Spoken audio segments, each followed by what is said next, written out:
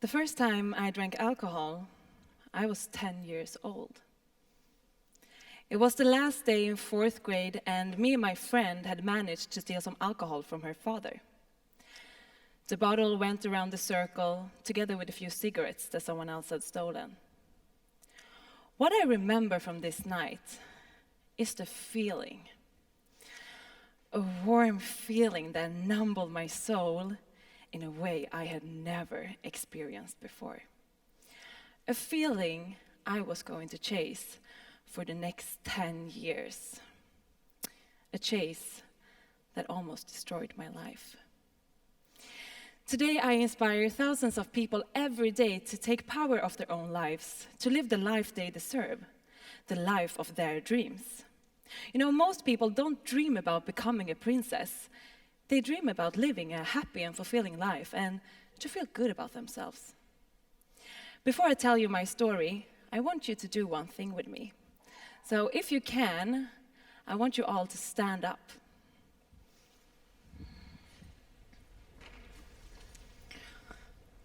Nice. Okay, so before we close our eyes, I'm going to show you what we are going to do. We will bend our legs up and down like this to create a blood flow in our body. We will relax the shoulders, let the belly out, shoulders down, and get our body to shake like this. Okay, are you ready? Okay, ready or not? Here we go. So close your eyes and start bend your legs up and down. Get your body to shake. Relax your muscles. Let the belly out, shoulders down. Now some of you might think about how you look. Is the person next to me watching? They must think I look stupid. Relax, the person next to you is probably thinking the exact same thing. We are experts to put a lot of time and energy to care about what other people might think about us. Okay, shake a little more, and stop. Take a deep breath. Open your eyes and sit down.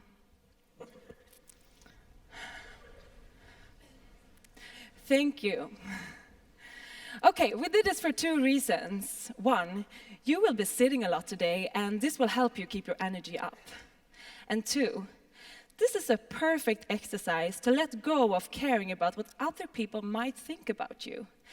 And to disturb status quo, that's exactly what you need to do. And stop caring about what other people think was the most important part when I took the decision that changed my life. I want you to think about 2 questions. Do you think you are worth living a happy and fulfilling life? Do you think you are worth living the life of your dreams? When I was 10, my dream was to be as cool as my 2 older sisters. And therefore, I did what they did. They drank alcohol at parties, so I started drinking. In Stockholm Archipelago, where I grew up, it was never a question about if to start drinking alcohol. It was more a question about when. And I think many of you can recognize this. To drink alcohol is something you just have to do. In high school, we were drinking almost every weekend, and it showed quickly that I wasn't reacting in the same way my friends did. I got blackout, my personality changed, and I did things I had to regret the next day. When I was 15, me and my friends decided to set up rules to control my drinking habits. When I was 18, my mom took me to an alcohol center for teenagers. I went into therapy, I took pills, but nothing helped. When I started drinking, I wanted more. I wanted that numbing feeling, so I didn't care about the rules we had set up. I wanted more and more alcohol, and I would do anything to get it. Almost every drinking night ended up in a disaster, and my friends started to get tired of me. I misbehaved at my job, I stole money, I lied, just so I would be able to go out and party several nights a week. And I started to feel hopeless. And I hoped that something, or rather someone, a man, would come and rescue me. Help me. Help me fix my life.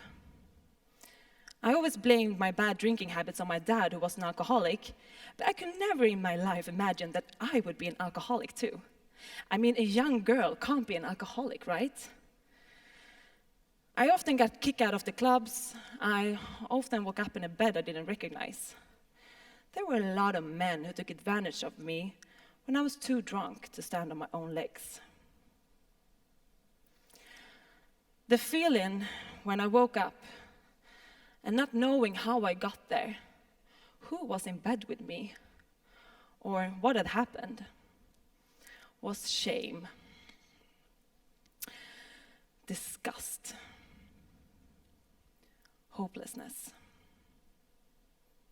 After waking up with a heavy head, a dry mouth, I collected my stuff and found my way home. I took a shower and pretended like nothing happened. I made my friends believe I didn't care. And I also think I tricked myself to believe I didn't care. But the feeling of having no control over my own life and body when I was drunk haunted me every single day. Shame, disgust, hopelessness. But I knew these kind of nights would happen. I mean, they happened all the time. It was my pattern. So why didn't I stop drinking? My speech is not about alcohol addiction. My speech is about the reason behind my addiction. I didn't stop drinking because I didn't believe I deserved anything better. I knew I didn't deserve a loving relationship with a partner who loved me for who I was. That's something I learned already as a child. Even my own dad never told me or showed me that he loved me. I believe I didn't deserve a happy life and to feel good about myself because I was always messing things up. When I was 20, my dream was to become sober. My real friends and family was cheering for me being sober, but there were a lot of people who thought this was a stupid idea.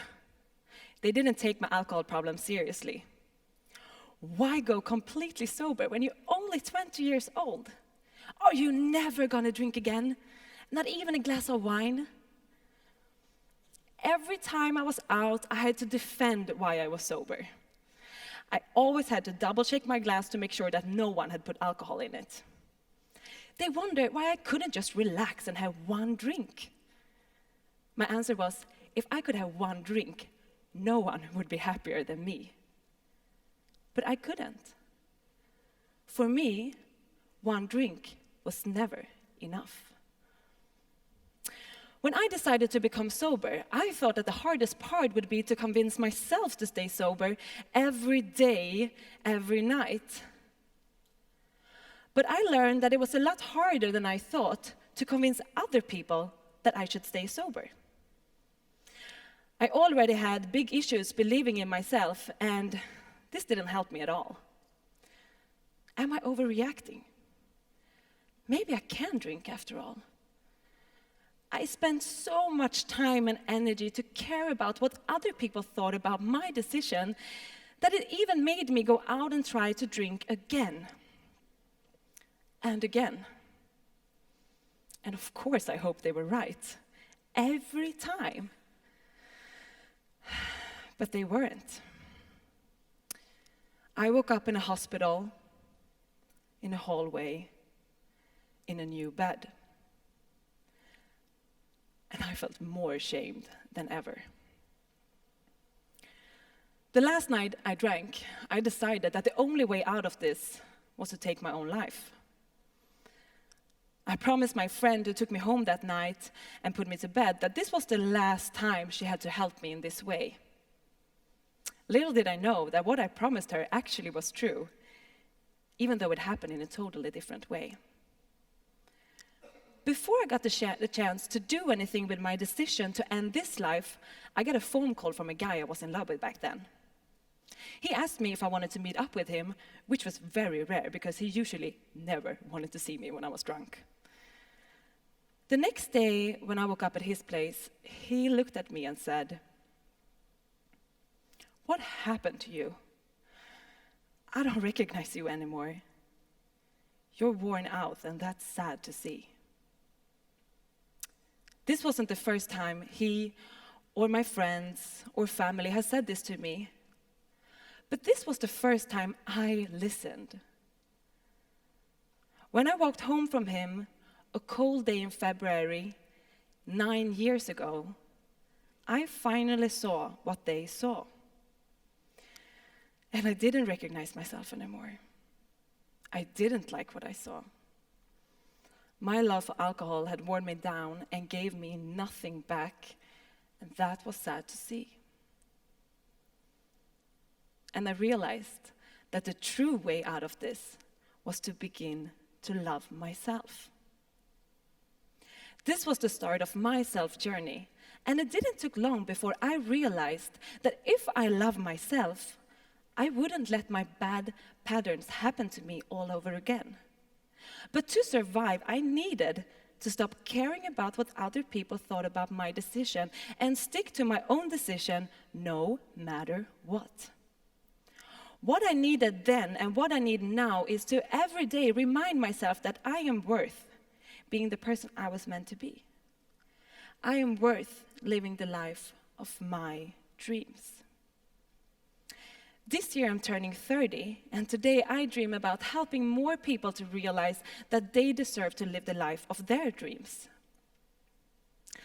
When I was 1 year sober, I met a woman who'd been sober for many years, and she told me a story that I still remember after all these years. She said that before she got sober, she used to drink a cup of tea every night. And when she finished her tea, she put the cup in the sink. And she said to herself, "It doesn't matter if I clean this cup or not. I'm the only one who will be drinking from it tomorrow anyway." But when she got sober and worked on her self-worth, she realized that she do deserve to drink her morning tea from a clean cup. So she started to clean her cup every night. And from that day, she woke up to a clean cup every morning. This story is, of course, not only about her teacup. It's about her life. This was her way to remind herself that she deserves to stay sober every day, every night. I learned that no hero will show up and clean my cup. It's up to me to do the job. And by not caring about what other people think, I can really listen inwards, love myself, and keep on shaking. Now to the tough question. Do you live the life of your dreams? If not, what can you do tonight to wake up to a clean cup tomorrow? Thank you.